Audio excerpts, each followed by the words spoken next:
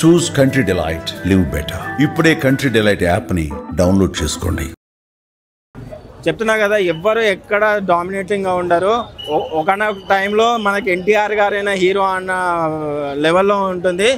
మీరు ఖచ్చితంగా theatrical watch అయితే చూడొచ్చు. లేదు, అది ఎవరైతే చెప్తారో వాళ్ళకి ఖచ్చితంగా సినిమా చూసే నాలెడ్జ్ అయితే లేదు. నేనైతే ఎవరు తక్కువ చేసిన ఫీలింగ్ అయితే ఖచ్చితంగా నాకైతే కనిపించలేదు. ఖచ్చితంగా ఇద్దరికి మంచి రోల్ ఇచ్చింది. చెప్తున్నా కదన్నా, నేను అసలు బాలీవుడ్ ఫిలిమ్స్ ఇంతవరకు ఏ మూవీ చూడలేదు. ఇది ఫస్ట్ టైం వార్ చూడడము, అది కూడా ఎన్టీఆర్ ఉన్నాడని. నాకు జీరో ఎక్స్పెక్టేషన్స్ ఉండే, కానీ నిజంగా చెప్తున్నా ఫుల్ సాటిస్ఫాక్షన్ తోటి సినిమా బయటకు అయితే.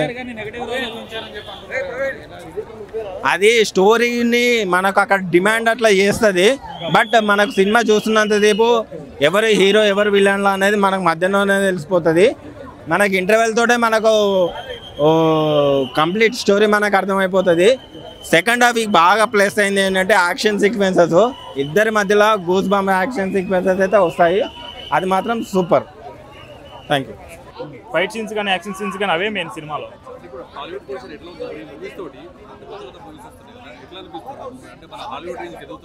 హాలీవుడ్ రేంజ్కి ఎన్టీఆర్ని బాలీవుడ్ వాళ్ళే పిలిచి మా సినిమాలో చేయమన్నారంటే అర్థం చేసుకోండి. ఎన్టీఆర్ అన్న యాక్టింగ్ అది ఎలా ఉంటుందండి. ఆ లాస్ట్ క్లైమాక్స్లో అయితే ఎన్టీఆర్ అన్న యాక్టింగ్ అసలైన రూపం చూపిస్తారు.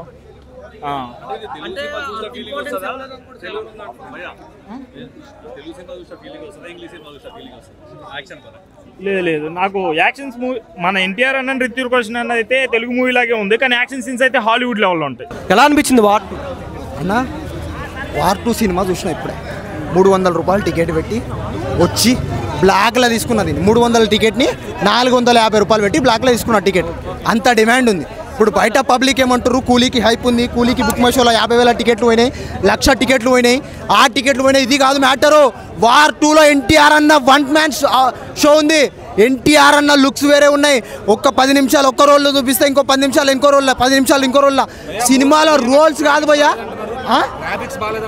గ్రాఫిక్స్ బాగాలేదంటున్నాడా? నువ్వు సినిమా చూసినావన్నా?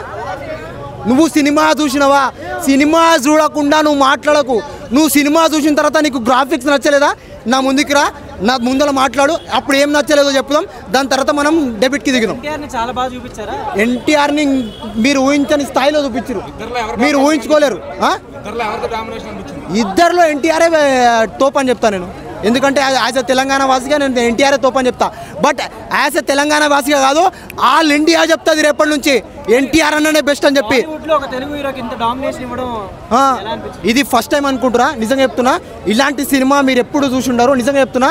వేరే లెవెల్ సినిమా. ఇక ఒక్కటే మాటలు చెప్పుకోవాలంటే, ఈ సినిమా గురించి రేపటి నుంచి all India మాట్లాడుకుంటుంది, all world మాట్లాడుకుంటుంది.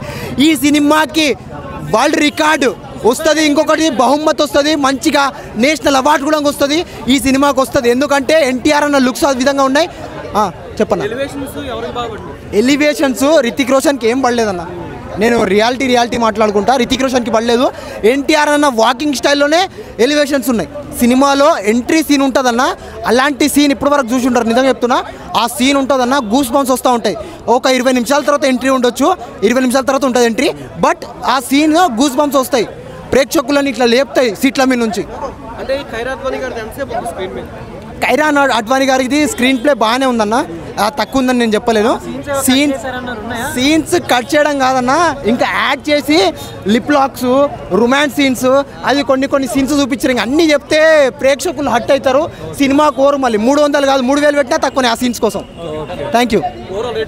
Overall 5కి 4.5. Thank you.